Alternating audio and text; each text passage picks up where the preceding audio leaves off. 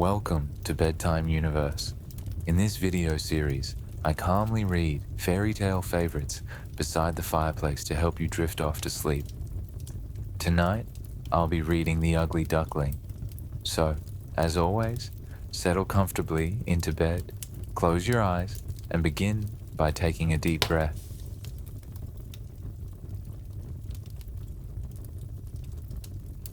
It was beautiful in the country. It was summertime. The wheat was yellow, the oats were green, the hay was stacked up in the green meadows, and the stork paraded about on his long red legs, talking in Egyptian, which language he had learnt from his mother. The fields and meadows were skirted by thick woods, and a deep lake lay in the midst of the woods. Yes, it was indeed beautiful in the country. The sunshine fell warmly on an old mansion, surrounded by deep canals, and from the walls down to the water's edge, there grew large burdock leaves, so high that children could stand upright among them without being seen. This place was as wild as the thickest part of the wood, and on that account, a duck had chosen to make her nest there. She was sitting on her eggs, but the pleasure she had felt at first was now almost gone, because she had been there so long and had so few visitors, for the other ducks preferred swimming on the canals to sitting among the burdock leaves gossiping with her. At last the eggs cracked one after another. Chick, chick, all the eggs were alive, and one little head after another peered forth. Quack, quack, said the duck, and all got up as well as they could. They peeped about from under the green leaves, and as green is good for the eyes, their mother let them look as long as they pleased. How large the world is, said the little ones, for they found their new abode very different from their former narrow one in the eggshells. Do you imagine this to be the whole of the world? Said the mother. It extends far beyond the other side of the garden in the pastor's field, but I have never been there. Are you all here? And then she got up. No, not all, for the largest egg is still here. How long will this last? I am so weary of it. And then she sat down again. Well, and how are you getting on? Asked an old duck who had come to pay her a visit. This one egg keeps me so long, said the mother. It will not break, but you should see the others. They are the prettiest little ducklings I have seen in all my days. They are all like their father, the good-for-nothing fellow. He has not been to visit me once. Let me see the egg that will not break, said the old duck. Depend upon it, it is a turkey's egg. I was cheated in the same way once myself, and I had such trouble with the young ones, for they were afraid of the water, and I could not get them there. I called and scolded, but it was all of no use. But let me see the egg. Ah, yes, to be sure, that is a turkey's egg. Leave it, and teach the other little ones to swim. I will sit on it a little longer, said the duck. I have been sitting so long that I may as well spend the harvest here. It is no business of mine, said the old duck, and away she waddled. The great egg burst at last. Chick, chick, said the little one, and out it tumbled. But oh, how large and ugly it was. The duck looked at it. That is a great strong creature, said she. None of the others are at all like it. Can it be a young turkey cock? Well, we shall soon find out. It must go into the water, though I push it in myself.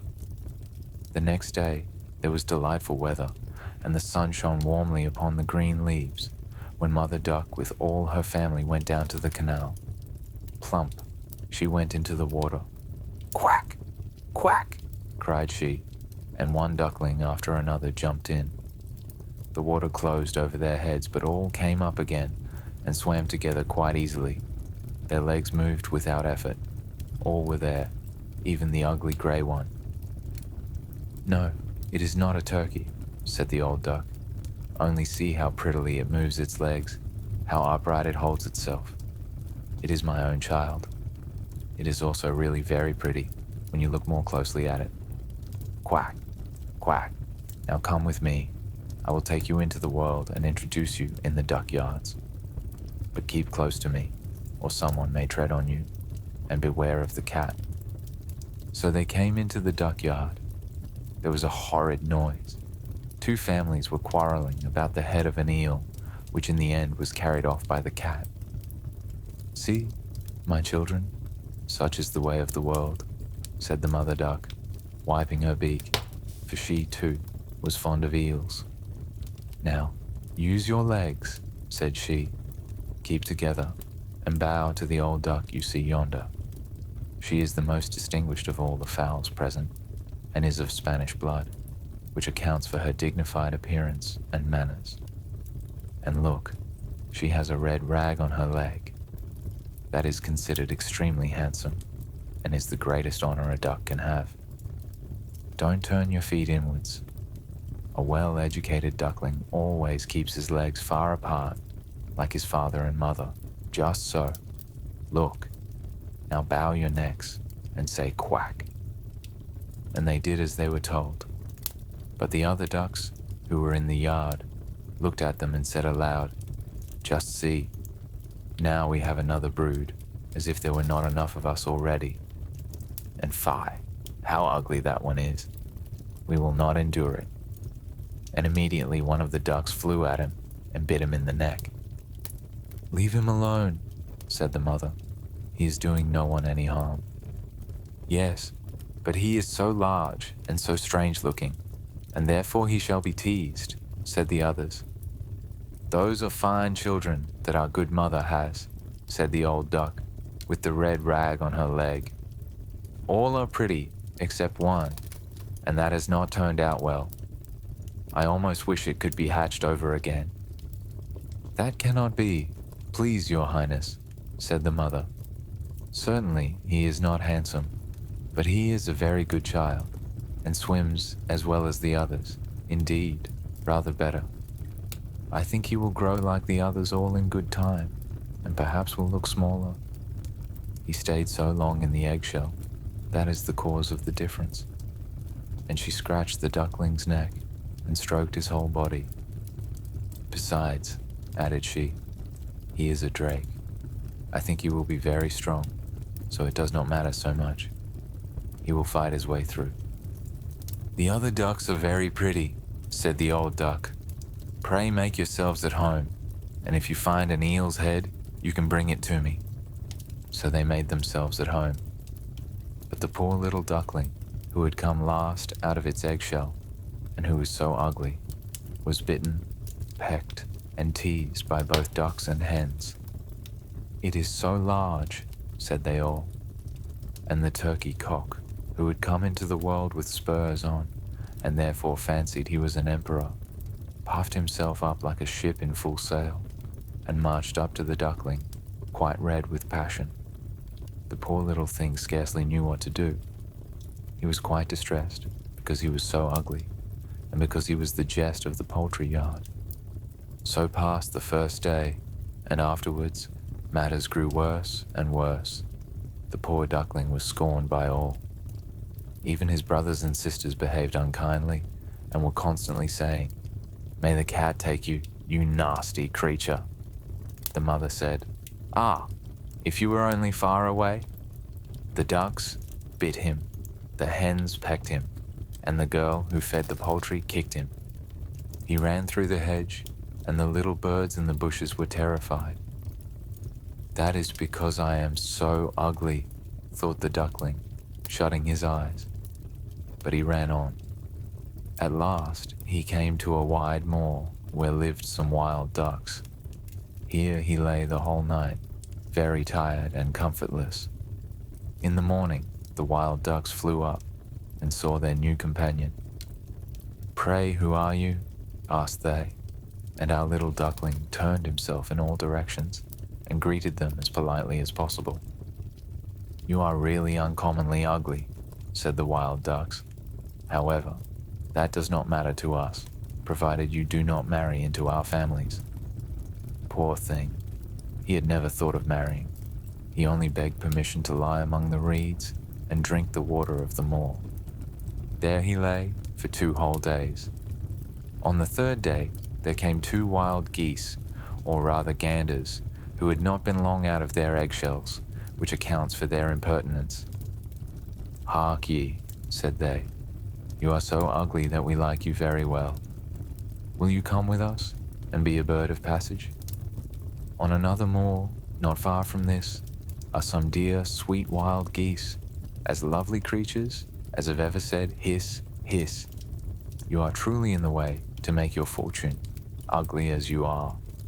Bang! A gun went off all at once, and both wild geese were stretched dead among the reeds. The water became red with blood. Bang! A gun went off again. Whole flocks of wild geese flew up from among the reeds, and another report followed. There was a grand hunting party. The hunters lay in ambush all around. Some were even sitting in the trees, whose huge branches stretched far over the moor. The blue smoke rose through the thick trees like a mist, and was dispersed as it fell over the water. The hounds splashed about in the mud. The reeds and rushes bent in all directions. How frightened the poor little duck was.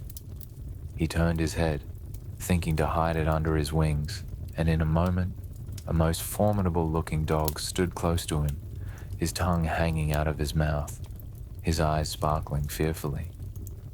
He opened wide his jaws at the sight of our duckling, showing him his sharp white teeth, and splash, splash, he was gone without hurting him. "Well, let me be thankful," sighed he. "I am so ugly that even the dog will not eat me."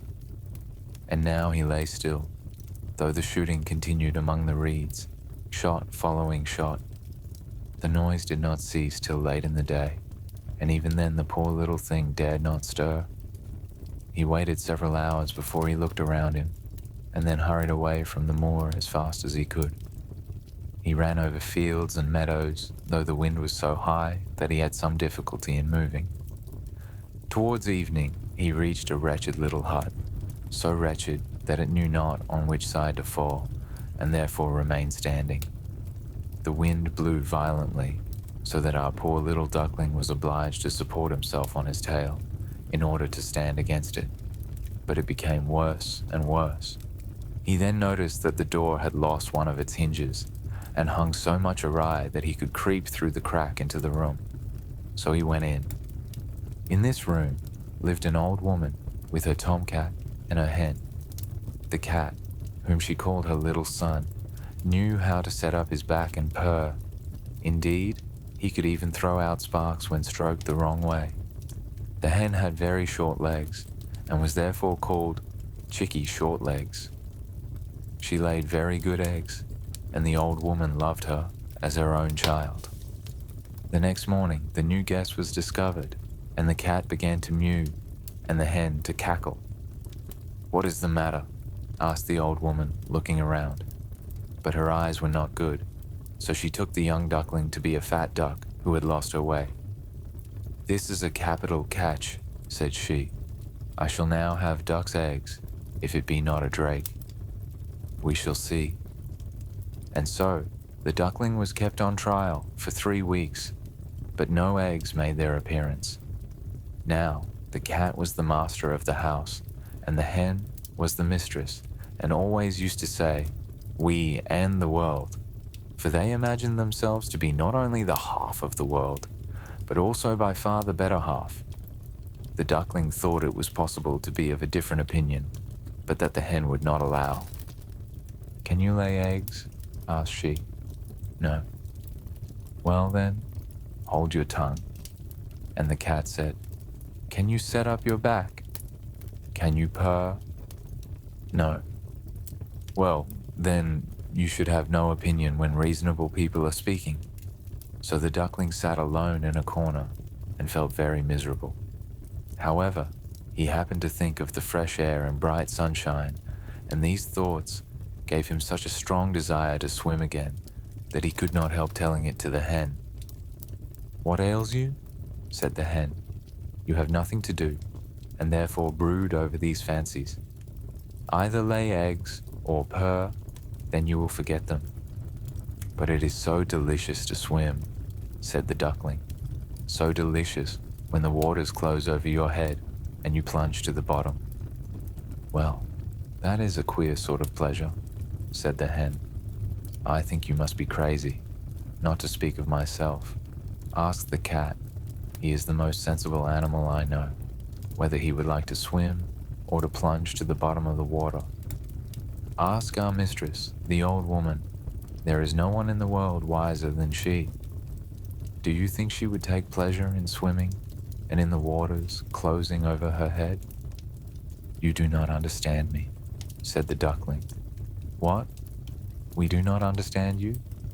So you think yourself wiser than the cat and the old woman, not to speak of myself? Do not fancy any such thing, child, but be thankful for all the kindness that has been shown you. Are you not lodged in a warm room, and have you not the advantage of society from which you can learn something? But you are a simpleton, and it is wearisome to have anything to do with you. Believe me, I wish you well. I tell you unpleasant truths, but it is thus that real friendship is shown. Come, for once give yourself the trouble to learn to purr or to lay eggs. I think I will go out into the wide world again, said the duckling. Well, go, answered the hen. So the duckling went. He swam on the surface of the water. He plunged beneath, but all animals passed him by on account of his ugliness. And the autumn came. The leaves turned yellow and brown. The wind caught them and danced them about. The air was very cold. The clouds were heavy with hail or snow, and the raven sat on the hedge and croaked. The poor duckling was certainly not very comfortable. One evening, just as the sun was setting with unusual brilliancy, a flock of large, beautiful birds rose from out of the brushwood. The duckling had never seen anything so beautiful before. Their plumage was of a dazzling white, and they had long, slender necks. They were swans. They uttered a singular cry, spread out their long, splendid wings, and flew away from these cold regions to warmer countries across the open sea. They flew so high, so very high, and the little ugly duckling's feelings were so strange. He turned round and round in the water like a mill wheel, strained his neck to look after them, and sent forth such a loud and strange cry that it almost frightened himself. Ah, he could not forget them, those noble birds, those happy birds. When he could see them no longer, he plunged to the bottom of the water, and when he rose again was almost beside himself. The duckling knew not what the birds were called, knew not whither they were flying. Yet he loved them as he had never before loved anything. He envied them not. It would never have occurred to him to wish such beauty for himself. He would have been quite contented if the ducks in the duckyard had but endured his company, the poor, ugly creature. And the winter was so cold, the duckling was obliged to swim round and round in the water to keep it from freezing. But every night the opening in which he swam became smaller and smaller. It froze so that the crust of ice crackled, and the duckling was obliged to make good use of his legs to prevent the water from freezing entirely. At last, wearied out, he lay stiff and cold in the ice. Early in the morning, there passed by a peasant who saw him, broke the ice in pieces with his wooden shoe, and brought him home to his wife. The poor duckling soon revived.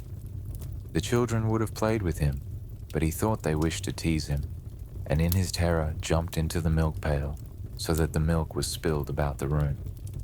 The good woman screamed and clapped her hands. He flew from there into the pan where the butter was kept, and thence into the meal barrel, and out again, and then how strange he looked. The woman screamed and struck at him with the tongs. The children ran races with each other trying to catch him, and laughed and screamed likewise. It was well for him that the door stood open.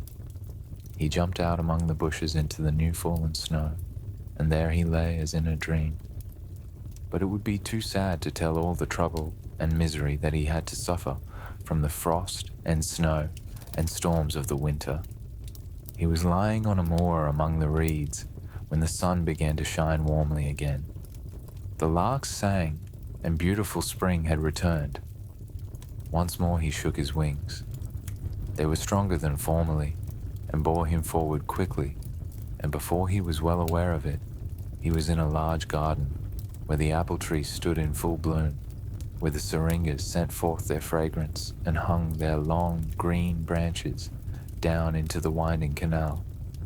Oh, everything was so lovely, so full of the freshness of spring. And out of the thicket came 3 beautiful white swans. They displayed their feathers so proudly and swam so lightly, so lightly. The duckling knew the glorious creatures and was seized with a strange sadness. "I will fly to them, those kingly birds," said he. "They will kill me because I, ugly as I am, have dared to approach them. But it matters not. Better to be killed by them than to be bitten by the ducks, pecked by the hens, kicked by the girl who feeds the poultry, and to have so much to suffer during the winter." He flew into the water and swam towards the beautiful creatures. They saw him and shot forward to meet him. "Only kill me," said the poor creature, and he bowed his head low, expecting death. But what did he see in the water? He saw beneath him his own form, no longer that of a plump, ugly grey bird. It was that of a swan. It matters not to have been born in a duck yard if one has been hatched from a swan's egg. And now, the swan began to see the good of all the trouble he had been through. He would never have known how happy he was if he had not first had all his sorrow and unhappiness to bear. The larger swans swam around him and stroked him with their beaks. Some little children were running about in the garden. They threw grain and bread into the water, and the youngest exclaimed, "There is a new one." The others also cried out, "Yes, a new swan has come," and they clapped their hands and danced around. They ran to their father and mother.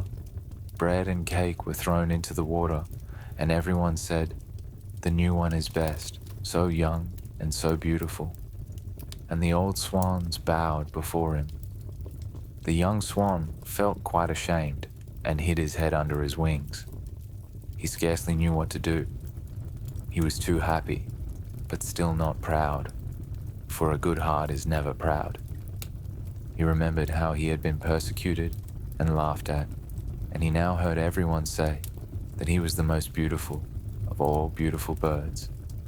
The syringas bent down their branches toward him low into the water, and the sun shone warmly and brightly. He shook his feathers, stretched his slender neck, and in the joy of his heart said, "How little did I dream of so much happiness when I was the despised, ugly duckling." That was the end of The Ugly Duckling. The fireplace is still lit, so stay cozy and relaxed. Whether you drift off to sleep or simply enjoy the quiet, remember that this time of rest is valuable. Sweet dreams, and I'll see you next time.